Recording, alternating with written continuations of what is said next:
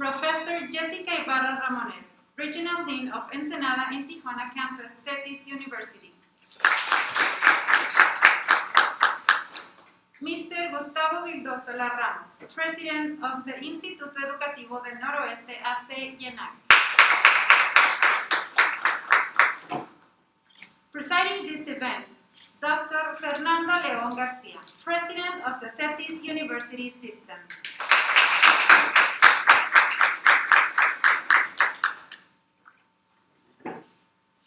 I will invite Mr. Gustavo Vildoso Garcia to share a special message.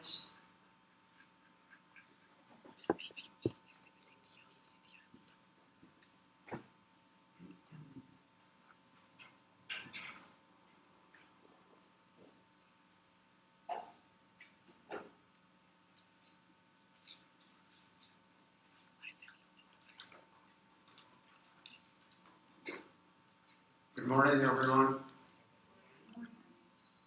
Dr. Jubran, President León Garcia, faculty members, students, domestic and international partners who are following this event through our streaming platforms, friends of CETYS.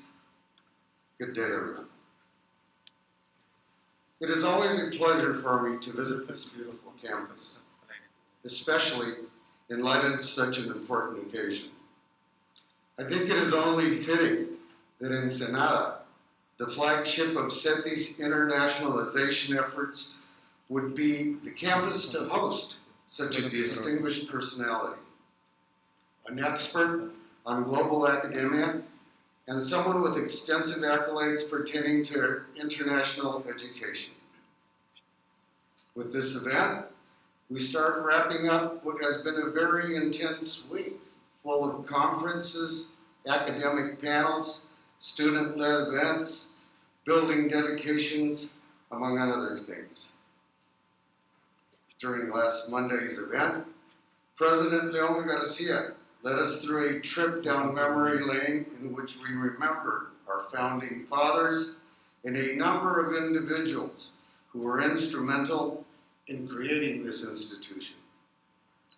We watched a video with historic footage that took us back to our very humble beginnings. Nonetheless, as we continued to watch the documentary, we would see the fruits of our labor. We could see how the hard work of those who came before us has paid off.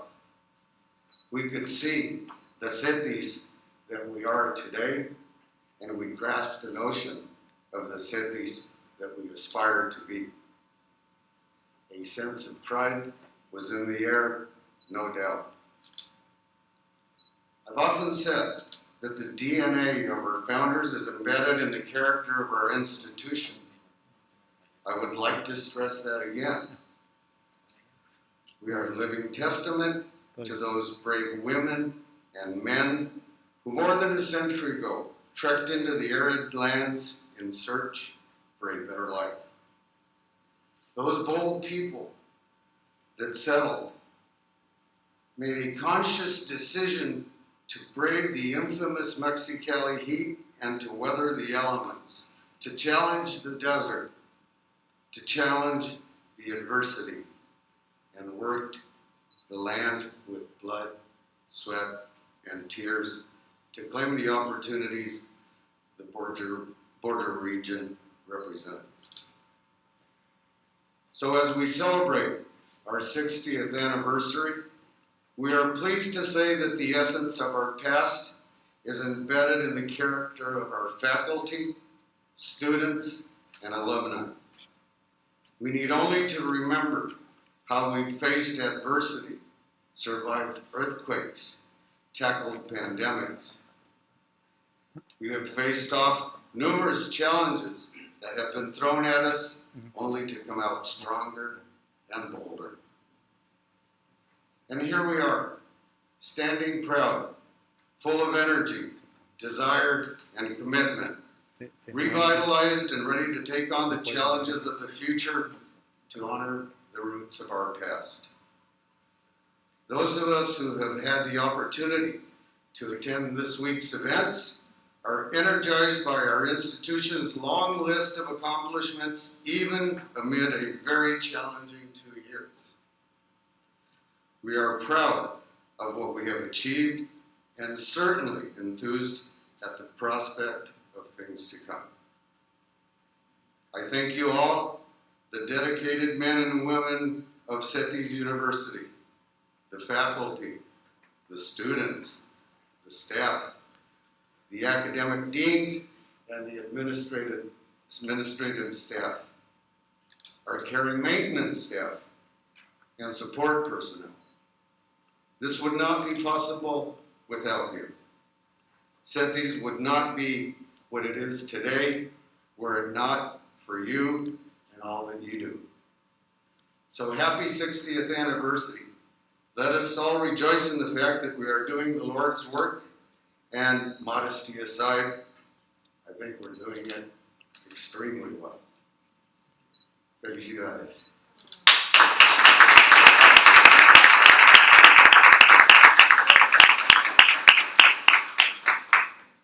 Thank you very much, Mr. Vidosala. I will ask Dr. Fernando León Garcia to introduce to our special guest.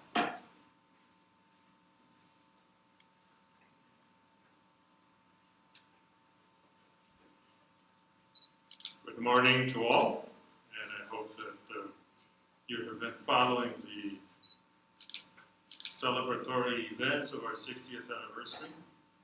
I think that, as our board chair indicated, this has been both a visionary effort as well as one that has entailed the work, the commitment of multiple constituents.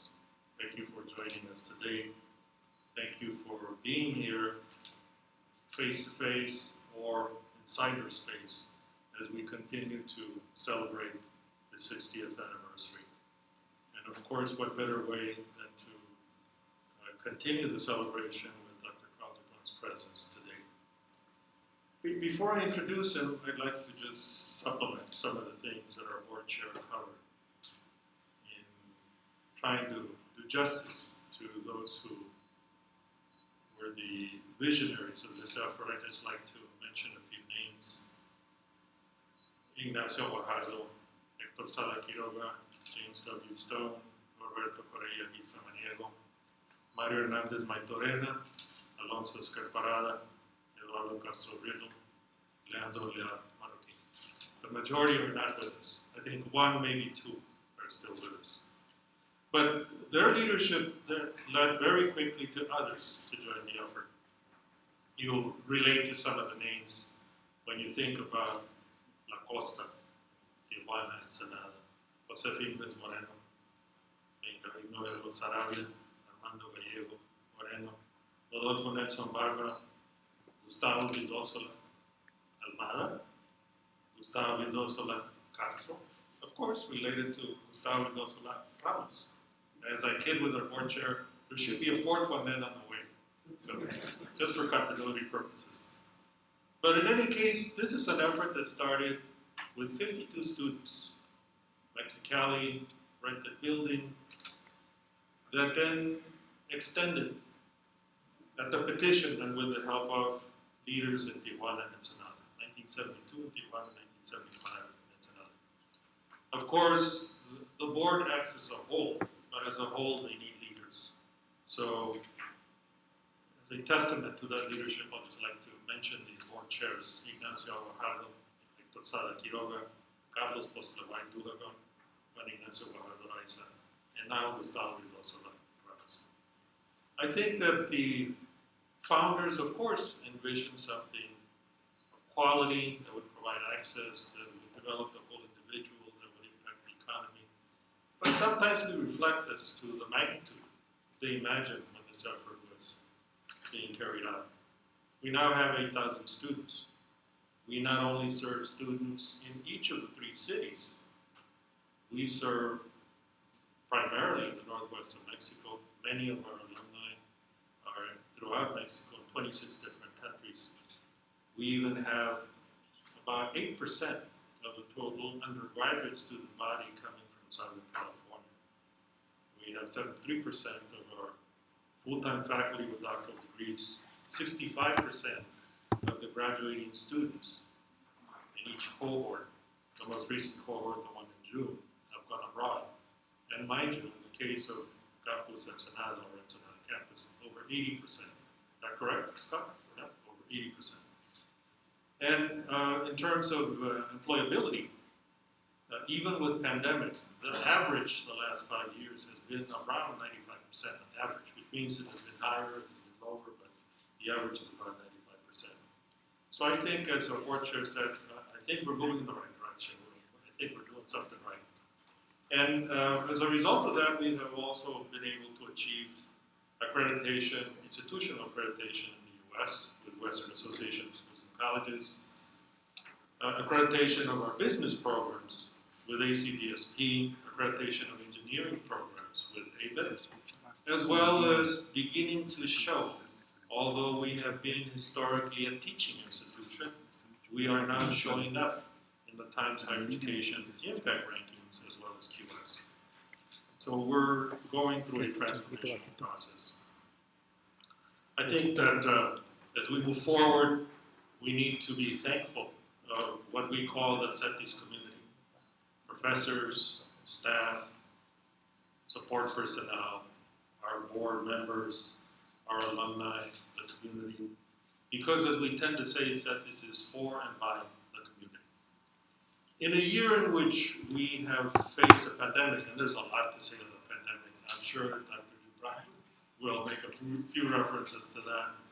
It is obvious that things have not been as they were. And I think the most important thing to realize is that things won't be entirely as they were. And therefore, we need to be mindful of a few things that have been shared by leadership throughout the world. We hosted the triennial conference, International Association of University Presidents, at the end of July. I'll just throw in a few things without invading the main theme of our guest and keynote speaker today. For example, we're moving to an environment where, yes, face-to-face will return, but we will have increasing doses of online and hybrid. We, as leaders, need to think and act in a concept such as nimbility. There has been the expression of being nimble and quick in the business arena.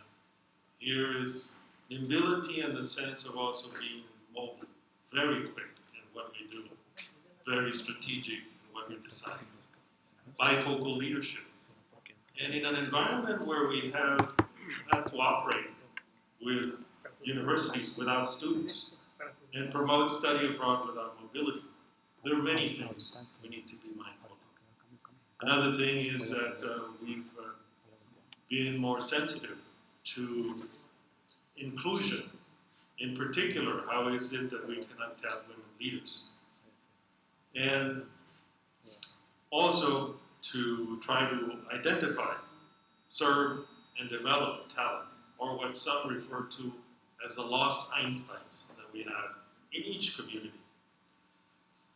There's a notion of academic bank credit, which says that in the future, students are not going to be based or linked to just one institution, but to multiple institutions. And universities need to adjust accordingly. And also to look at diversity and inclusion as a strength, not as something that we have to tackle, but something that will enrich what we do.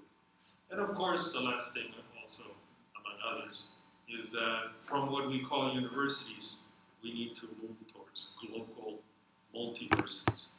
A lot more things can be said, but in moving on to what will be the introduction of Dr. Jubran, I'll just say also that we are looking at a historical and unique moment in our lives and the world. We need to come together as a higher education community to become better at what we do, of higher quality, responsive, relevant, resilient, more innovative and inclusive, as we seek, above all, to achieve student success, greater welfare and well-being in our respective societies. Supplementing again, what we've done is that typically when we have one of the ceremonies, we try to align some major infrastructure work at each of the campuses. On this occasion, in the case of the Mexicali campus, we remodeled the auditorium thanks to one of our alumni, as well as now a board member. We were able to remodel the auditorium built in the 70s. We unveiled yesterday, or officially inaugurated with the presence of our board members, a multi-level parking garage in Tijuana. Tijuana couldn't grow unless we took all the cars out of the campus, which we now have. 7-story garage building. And here, if you'll notice, in case you haven't, when you go outside, look to your right, there's a building right there. Sometime during 2022, we hope to have the inaugural ceremony of what will be, Dr. Jubran, the Wine Institute, now linking it to Southern France. And also, we want to begin to envision what CETYS will be not only now, 60th anniversary, but the 75th anniversary.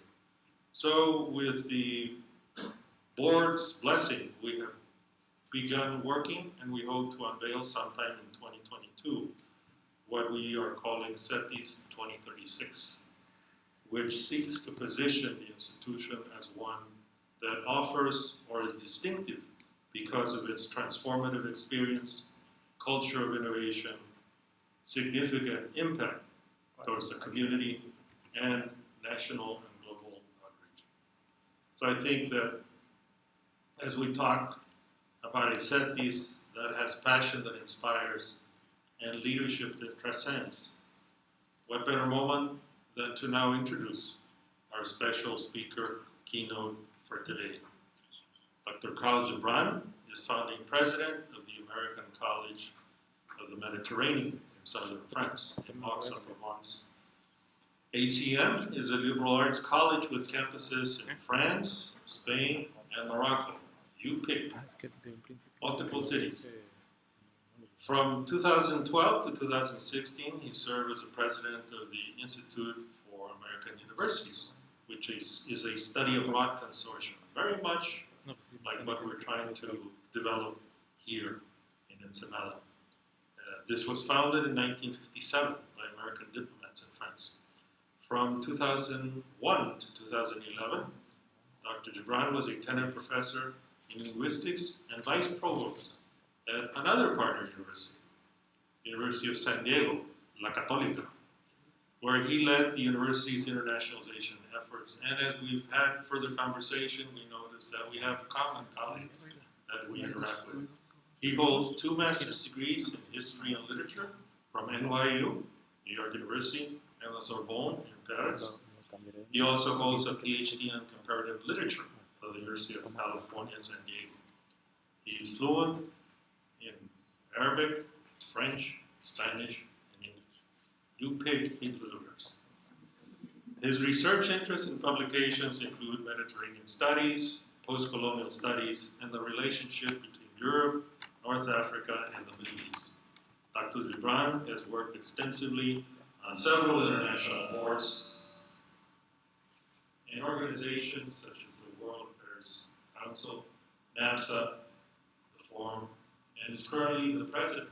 It's another important reason why we're interacting with Dr. Jubran, the Association of American International Colleges and Universities. By the way, he'll probably say a little bit more, but in the spirit of what we're trying to do here at the Ensenada campus, in April of 2022, we will be partners in organizing a conference for the presidents that are part of this organization that will feature activities in San Diego and activities here in Ensenada, none other than Ensenada. So it is with great pleasure, it's an honor to introduce to you and to have with us Dr. Carl Jubran. Welcome, Carl.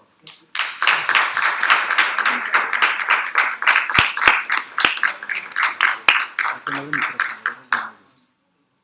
was told to use this microphone over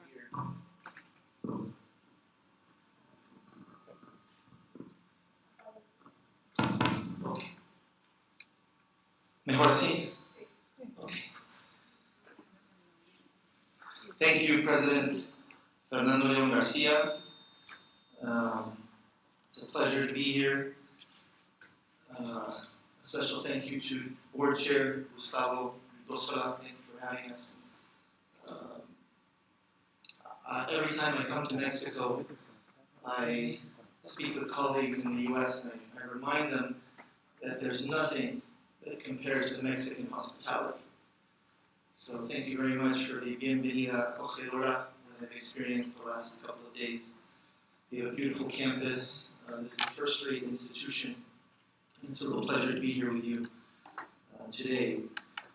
I decided not to stand at the podium because I think I'll feel more comfortable moving about and sharing with you some thoughts about internationalization of the curriculum. Most of what you'll see and hear, I think you're already doing. Some of it, I think you'll be surprised to hear that many universities are not doing it, and you might be doing it better. But before I begin, I also want to give a special thank you to Scott Venecia. I met Scott probably 5 or 6 years ago, I think, in Paris, when he came and submitted the application for CETYS to join the AAIC, that's the Association of American International Colleges and Universities.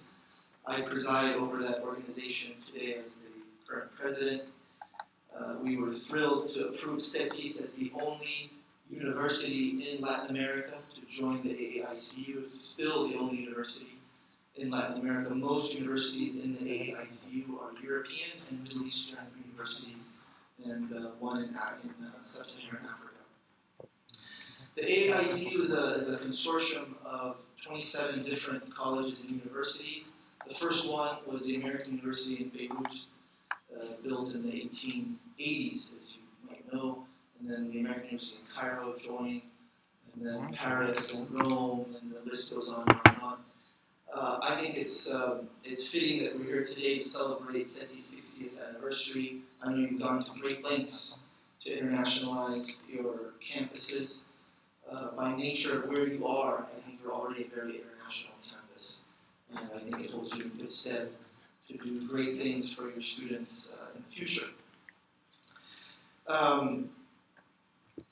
My institution, as President Fernando León Garcia mentioned earlier, is in southern France in the city of Aix-en-Provence.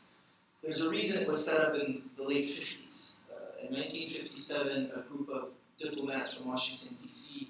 wanted to set up a campus not to educate the French, but to educate the Americans in diplomatic relations. At the time, French was the language of diplomacy. This was post-World War II. They wanted a safe space to send Americans to study in Europe. Obviously, Germany was off limits. Spain was still under a dictatorship. Italy was still rebuilding. And if you were to go to any country in Europe that does not speak English, where there's a safe haven for Americans, it was France at the time. And this is why they chose France as a country.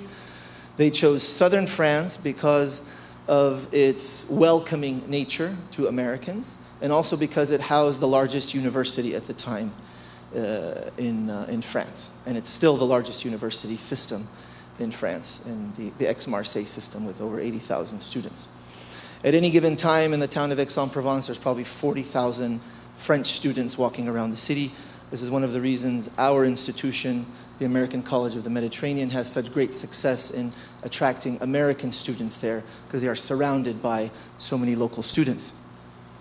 The institution focuses on Mediterranean studies and diplomatic relations between France, Spain, and Morocco, and the greater Middle East, and what we call the MENA communities. Just a little background on that. I'll go ahead and begin the presentation. If you could pull up the PowerPoint. I promise we won't do death by PowerPoint. This will not be murder by PowerPoint. We'll try and keep it simple. Bear with me. So I gave this presentation the title, Internationalization of the Curriculum, the Global Campus at Home, and it has something to do with the pandemic. It does. I think given what's happened over the last year and a half, internationalizing at home becomes even more crucial. It becomes more important, and we have to figure out ways to be innovative and creative to globalize and to internationalize at home. Let me start with a famous quote by the early 20th century high modernist literary scholar Marcel Proust, who says, "Le véritable voyage de découverte ne consiste pas à chercher de nouveaux paysages, mais à avoir de nouveaux yeux. The real voyage of discovery consists not in seeking new landscapes, but in having new eyes." This is relevant to today's lecture because internationalization isn't just about leaving your home and going elsewhere. It's about having and creating a new perspective. This is what he means by avoir de nouveaux yeux, creating a new set of eyes, a new perspective, a new way of looking at the world. Sometimes you can do that when you go abroad, but it has to start at home. That's where it begins. And the college curriculum is really the start. Let's look at comprehensive internationalization. Obviously, CETYS has done most of this, if not all of it. You have an internationalization plan, right? You have to start with a strategic directions initiative. Internationalization is a strategic direction. Redefining the mission and vision of the institution. You identify campus champions. Those campus champions, some of you are in this room, right? Some of you are high-level administrators, others are staff, others are faculty, etc.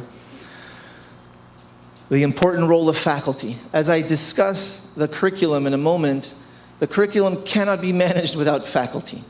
This is often the mistake that a lot of administrators make in higher education. They try and internationalize without the faculty. They think somehow if we write a mission statement, that if we mandate, the faculty will come along. We all know faculty. Faculty, there's a saying in the US, faculty is like herding cats. You've heard this before? Sometimes it's very difficult to get faculty to do what you want them to do. It has to be their idea. And you have to begin with the curriculum. We must have board of trustees and president support. You obviously have it here. I think CETYS is in an excellent position to internationalize in so many ways because you have board support, you have president support, you have budgetary support. It cannot be an ephemeral or trend, meaning it cannot just be a strategic initiative for one semester or 1 year or even a 5-year plan. It's just not enough. This has to be something that's woven into the fabric of the institution. It must harmonize and integrate well with other campus strategic initiatives. President Fernando León Garcia talked earlier about one of your other initiatives, which is diversity and inclusion. You have to figure out a way to harmonize internationalization with diversity and inclusion. We lost you. Okay, there we go. As I said earlier, we have to figure out a way to weave it into the fabric of the institution. It has to be part of the institutional ethos, right? Everyone has to speak the same language on campus, agree on the terms that we use for internationalization. It cannot be an add-on or just another requirement.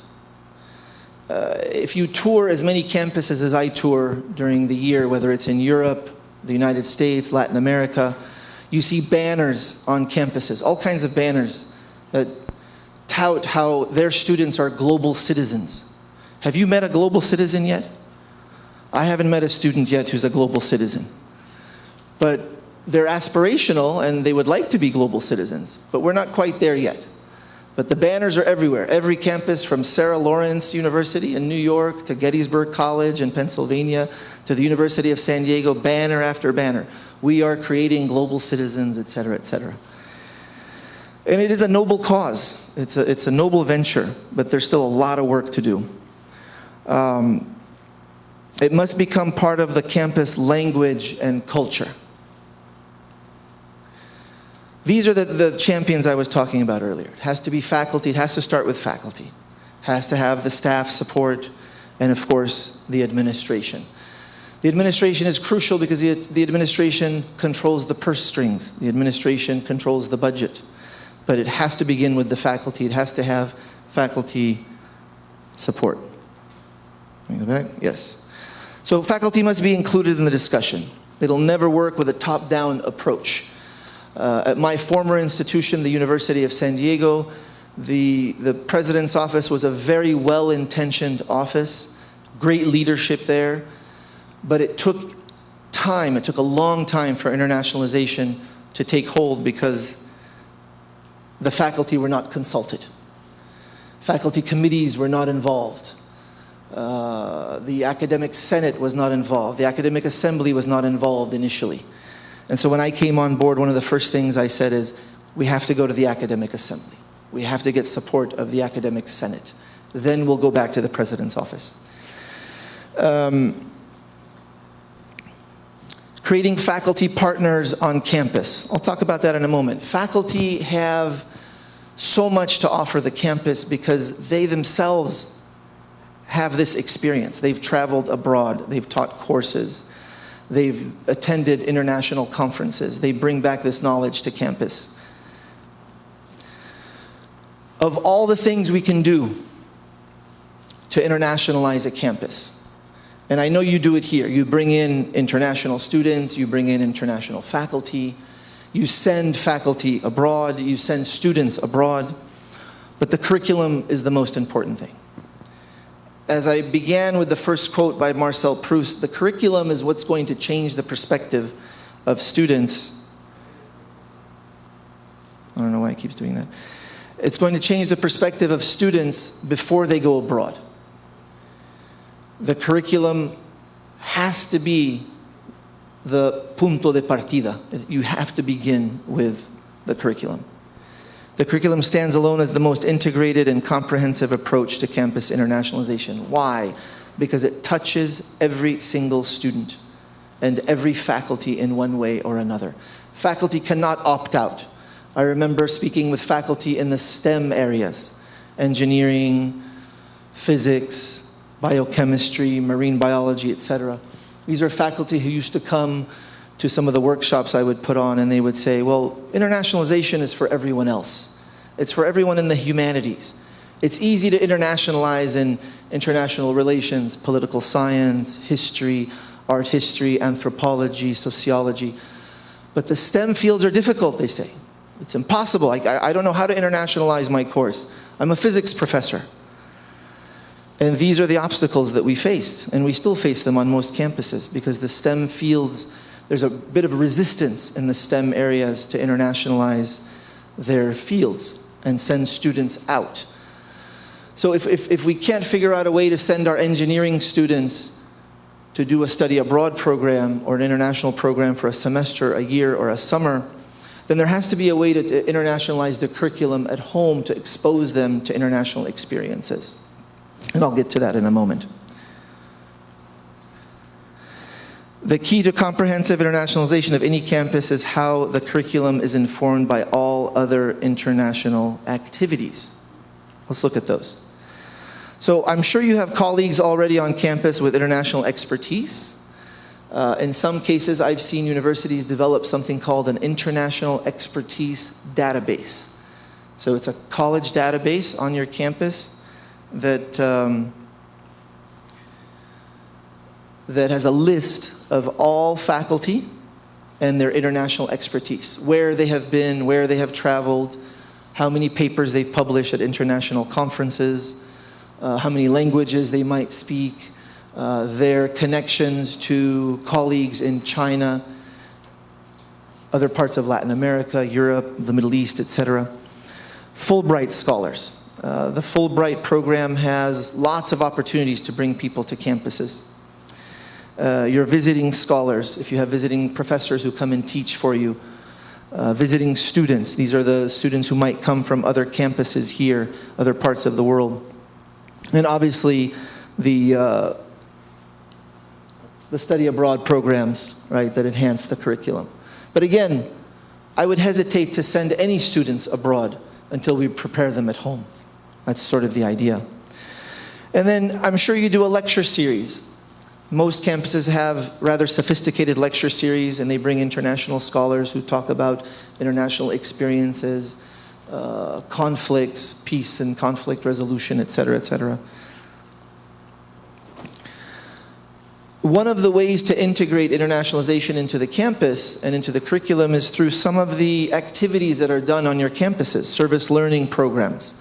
ministry programs, the connection between diversity and inclusion, as I said earlier, International Education Week, development of an I or a G certificate. This is where students might take any given course, but as the course is internationalized, it is given a G credit or an I credit for global or international, which designates it as a course that qualifies as a global studies course, a course that educated students in an international or global way to make them more aware of world affairs.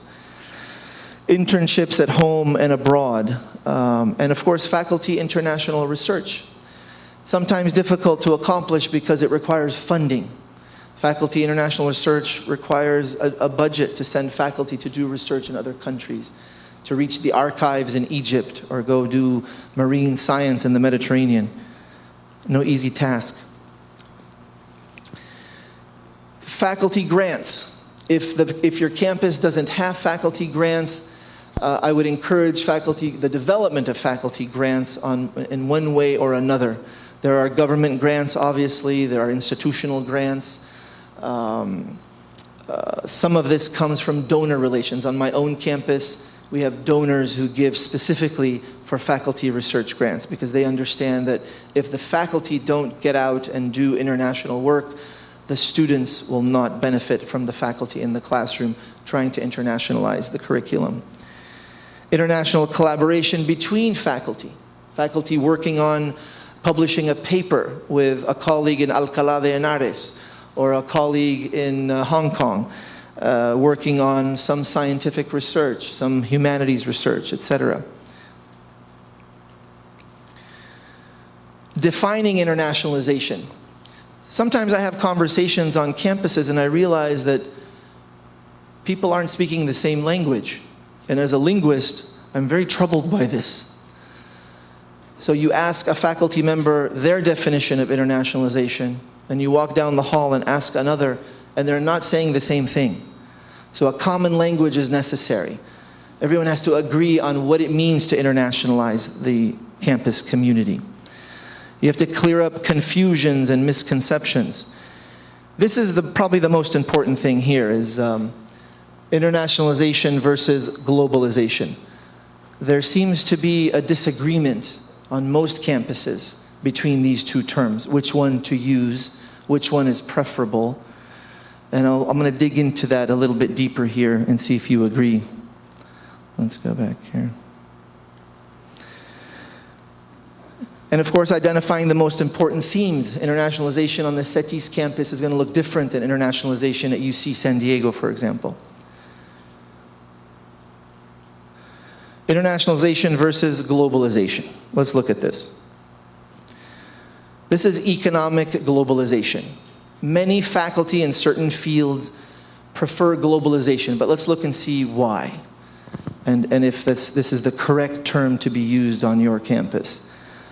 Globalization has been defined by the IMF as the increasing integration of economies around the world, particularly through trade and financial flows. This comes from the IMF report of 2000. As economies become integrated, issues emerge with regards to the benefits and costs of such integration, and which outweighs the other. Social and cultural ties between countries, improvements in telecommunication, worker migration, tourism, dissemination of values and customs.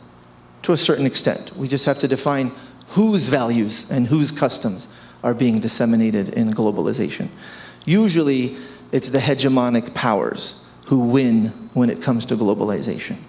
And there's usually a loss of cultures and values in the case of the subaltern or the cultures who are looked at in an inferior light.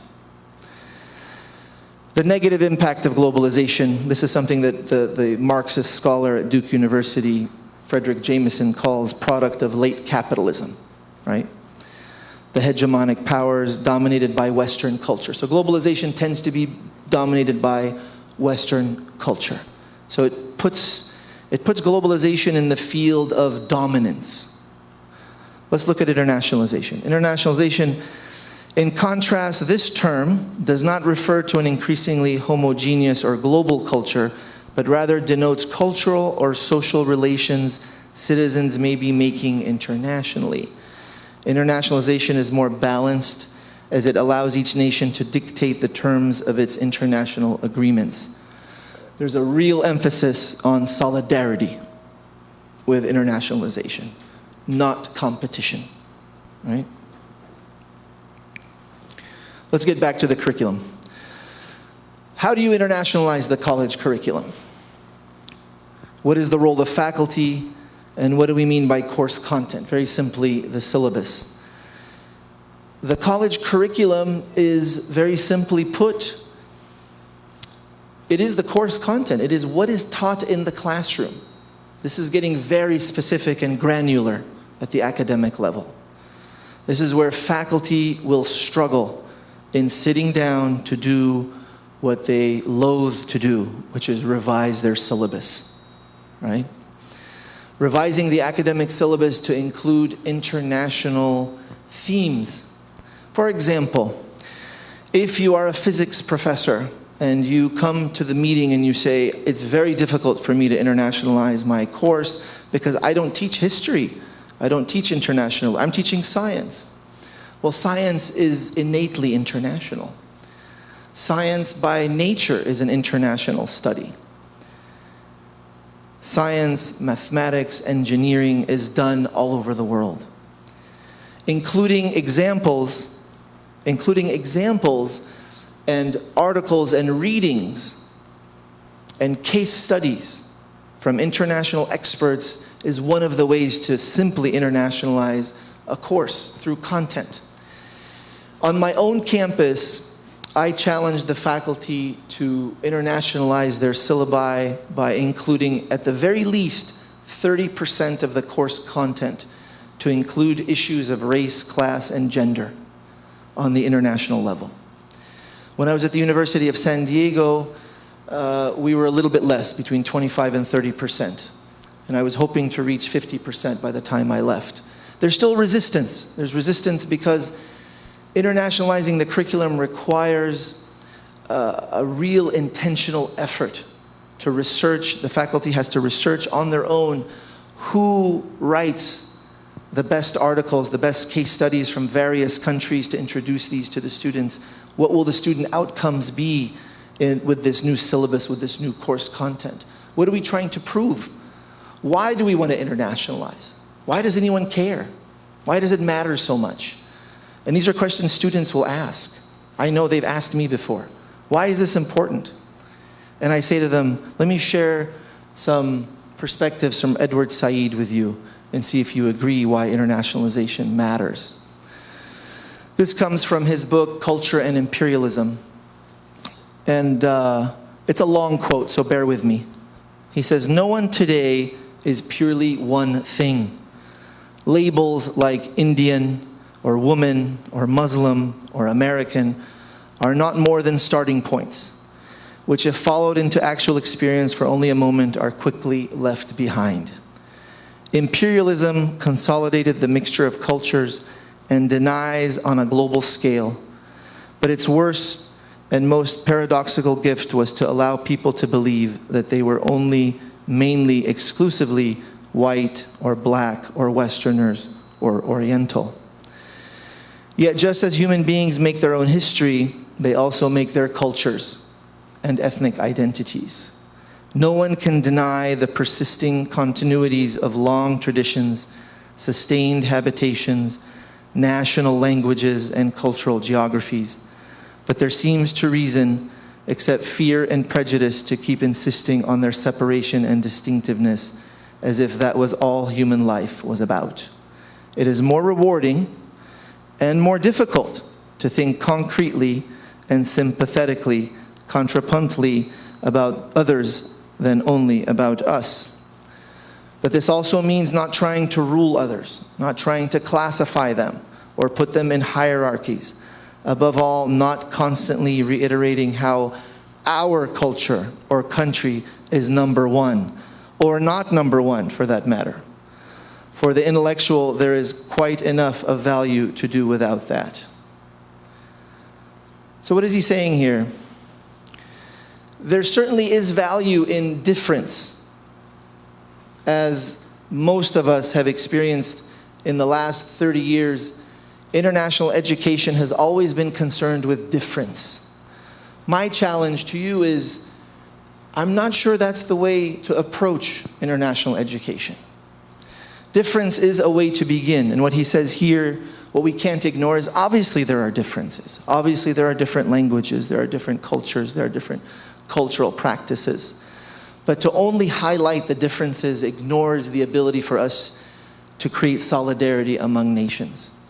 And as an international educator, that's the first and foremost, most important thing I try to extend to students, to focus less on the differences and more on the points of commonality we have with one another.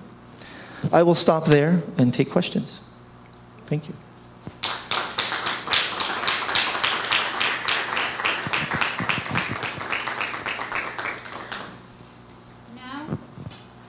Hello. Now, it is the time for questions to our guests. We remind you that all the questions will be asked directly. Please raise your hand to give you a microphone, which will be properly disinfected by the staff between each question. Also, to the CETYS community that is connected to any of our platforms, the communication staff will share your questions with me.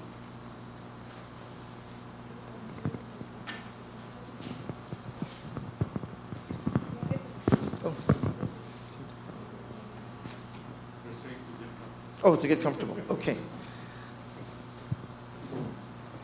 Thank you.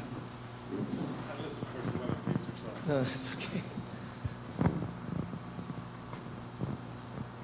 Well, I'll ask a question. Yes, please. That's okay, I think that nobody has been spared of the pandemic.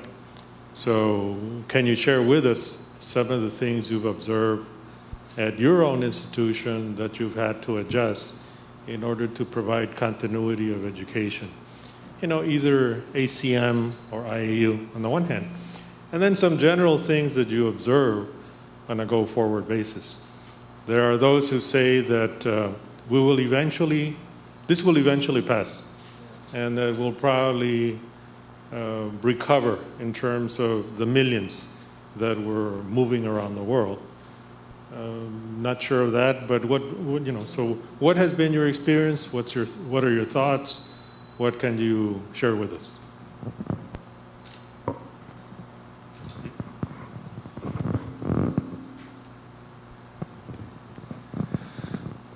The pandemic has been, I think, devastating to higher education and worse for international higher education. It's decimated our student enrollments. We've lost colleagues. We've lost friends. Some of them are coming back, but I don't know that we will recover as quickly as people think. It's been quite difficult. Earlier this morning here on the Ensenada campus, I was given a little tour, and we went into the classroom and we spoke with a faculty member who was sharing how he did the hybrid style course, which I was very impressed with, by the way. Congratulations on that. He said he had just a handful of students in the classroom, and the rest of them were in their pajamas and pantuflas at home. And so I think that's probably the biggest change that we've encountered, is how to adjust. It's been a lot of work for faculty. I recognize that. My own faculty has struggled with this because they're basically having to teach 2 classes. And they're having to deal with student issues that we didn't have before. And they're worried about their own health and safety and well-being, and the well-being and safety and health of their family, and whatever they bring with them from campus back home, etc. The hybrid classroom might be here to stay. It really might be here to stay. I know that our campus in Barcelona is doing more hybrid than the other campuses. And it's working, but it's difficult to organize, to orchestrate. There's still an appetite for it. I think some students prefer to work from home, and they do better. What is it going to do to campus life? campus spaces, I think that's a big concern for me. Because I think, student affairs, campus life, the undergraduate culture, the experience students have on campus is what makes the university experience what it is. And I think the pandemic has really interrupted that in a negative way.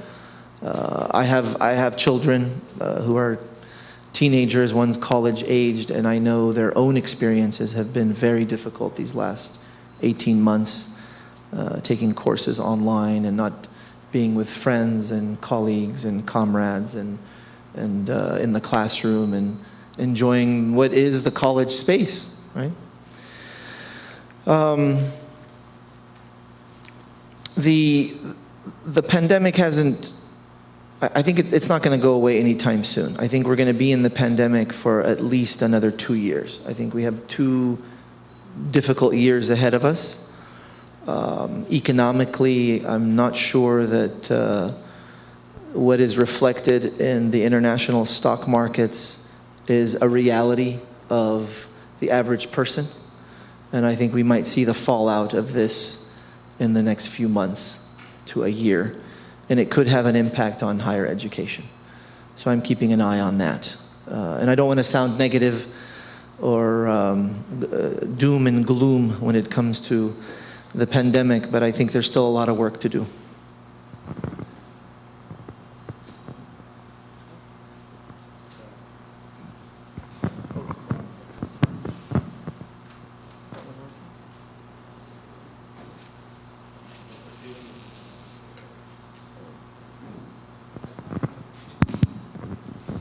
Thank you, Dr. Jubran. My question relates to the role, your take on the role that institutions and networks and associations like IACU have in helping institutions of higher education with the internationalization part of their campuses.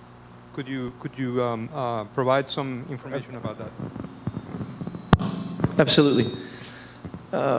I think the AAICU and even the IAUP that President Fernando León Garcia oversees could be of great help in terms of internationalization efforts for various institutions. I don't think enough has been done in the past, and I would like to see more sort of exchange between faculty and faculty research and students between the campuses. There certainly is a shared best practices among the institutions. That's always been the case. But extensive student exchange programs, faculty exchanges, the ability to do international research. We talk a lot about it. I know you do on your own campus. We talk a lot about international collaboration, but in theory, it looks great on paper, but there isn't enough being done. And I think if the organizations could do anything, it would be that, is to create a space and funding for faculty to do research together, to create international conferences where they participate and publish original research, and they bring that research back to campus to share with the students. What we have to understand is that faculty shouldn't and don't operate in a vacuum. Faculty research is not just for the sake of self-aggrandizement and the increased lines in the CV of a faculty member. Faculty research should inform what they do in the classroom, and it should also benefit the institution. And I'd like to see more of that. Hello. Thank you, Professor, for your speech. How can we awake the interest in our students for the virtual world, international world? Because I see that this new generation are growing up with a lot of technology, and they have a lot of activities that they practice international life. And sometimes I see them that they are not very interesting when we offer them the virtual international experience. So is there any recommendation? So how can we make them to feel more interested or awake them? thought, about thinking about they have this resource, and it's a really good resource, but sometimes they think, well, it's virtual, it's computer, I'm not really interested. So how can we awake them? It's a very good question. Most universities struggle with this. You'd be surprised to know that in the United States, only about 9% of students do an international program. Of the close to 30 million students in colleges and universities, that's a very small number, very small number. And there are lots of opportunities for them. And it's perplexing why more don't take advantage of it. And in my research, I have found that students are reluctant for various reasons. Usually, it's not part of their family discussion. Mom and dad don't have an international experience. Grandparents don't have an international experience. It's not discussed at the dinner table. It was never discussed growing up. So as they get into college, they don't think it's for them. It's not part of their world, per se. What changes that sometimes is the friendships they make, the activities they're engaged in, the fraternities, sororities, clubs, organizations that they get involved in. That might change their mind. But even then, you have to convince their parents. And then there's the discipline, the academic obstacle, which is, will I get my credits to transfer back to my institution? Will my credits count if I go to Madrid or if I go to Aix-en-Provence? Will I be able to graduate on time? And then the most important question is, who's going to pay for this? Where's the money going to come from? I'm a first-generation college student, and my first study abroad experience was Mexico. It was Guadalajara in 1991, many years ago. And I spoke no Spanish, nada, ni una palabra. And I arrived in Guadalajara, and my parents had never studied abroad. They'd never been anywhere. And my father said, where are you going? What for? Are you not happy at your university? Where are you going? And so those are what I call familial obstacles and institutional obstacles to international study. And they're everywhere. And so what I encourage faculty and staff and administrators to do is to not just educate the student one-on-one. It's to work with organizations. Work with your organizations on campus because they have a way of convincing students. Because students will go together. Cohorts will go abroad. If you have a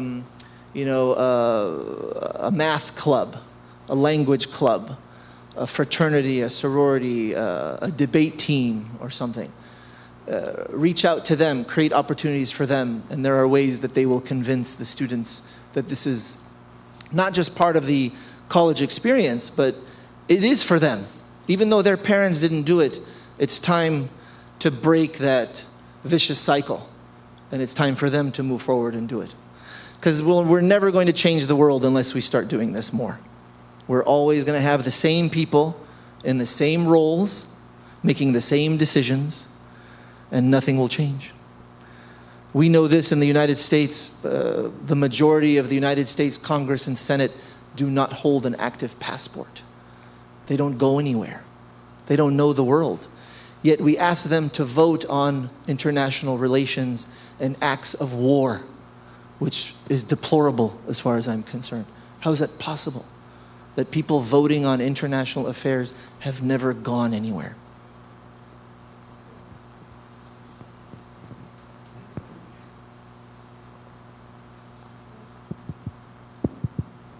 Hello, thank you for your talk. I have a question because how do you approach somebody that is really close-minded in the way of thinking about the thing that you say at the end of your speech, that sometimes the people think that they are the best because they are from certain country, certain race, certain school, or whatever.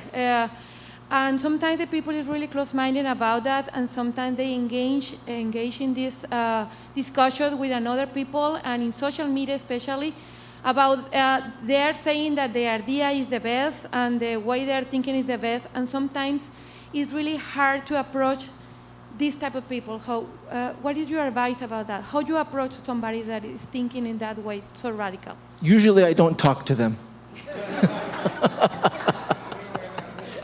Great advice. But I think if you're talking about students at the university, we have a chance. There is a possibility to change their minds. Be very careful, because once they leave the university, it's very difficult to change their minds. So we have an opportunity. I can only control and I can only work with my own context. If you try and change everyone, and if you look at social media, you'll go crazy. You need to stay away from it, because you're not going to be able to change everyone's mind, and that should not be our objective. We need to work with the students who are here at CETYS.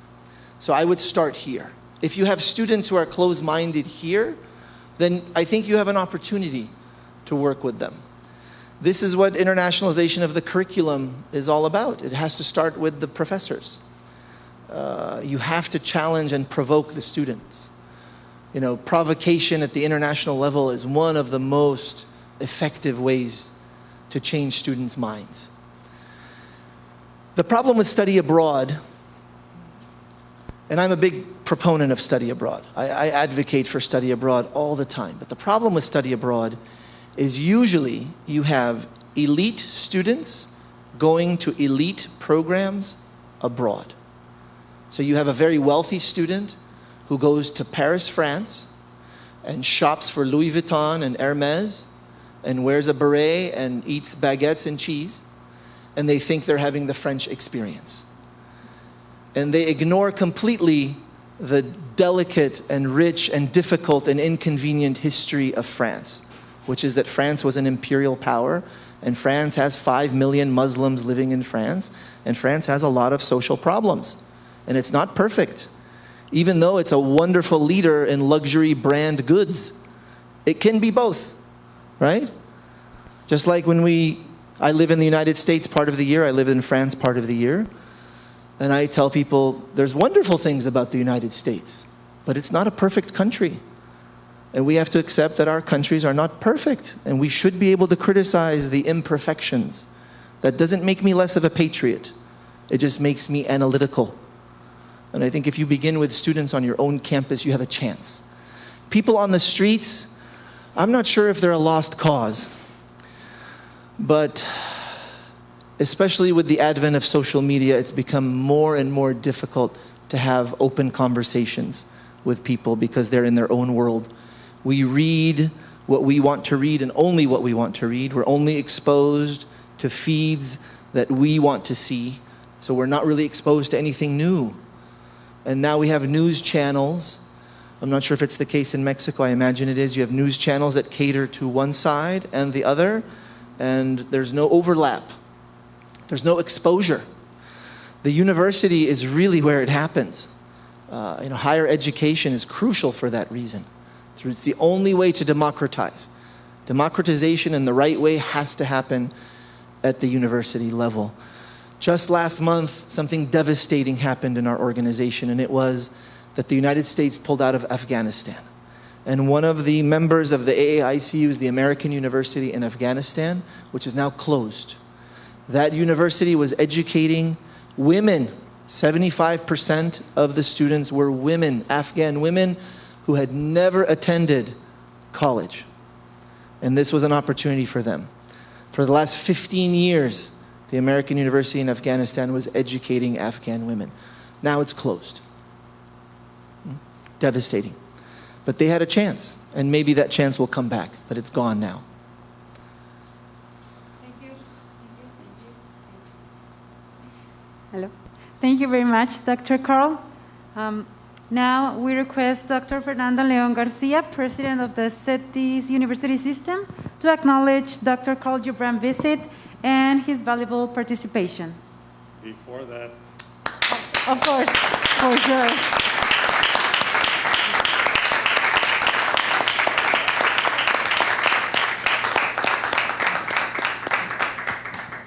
We are most thankful for making some time in your busy agenda to visit us, and not only that, but to share your thoughts, your expertise, your concepts that I'm sure have been very useful, very pivotal for the effort that we have here at CETYS, in particular Ensenada, students, faculty, what is, I think, a very important aspiration for universities, but where each of us plays a role.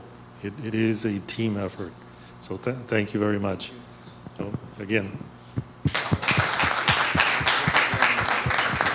And as a small token of appreciation,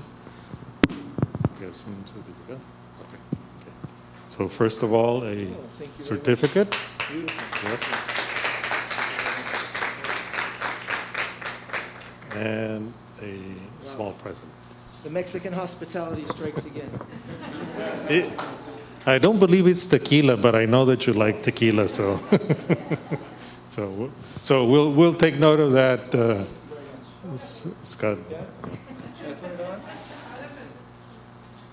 Oh my goodness.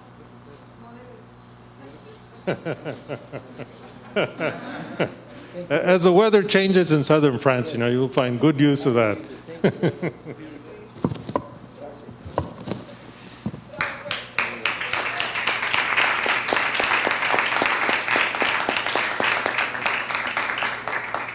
Ladies and gentlemen, this is how we conclude this important academic conference celebrating our 60th anniversary. We invite you to follow up the activities scheduled in this year of celebration that concludes in 2022. Find out about the activities at www.cetys.mx/60-aniversario. Thank you very much and have a great day.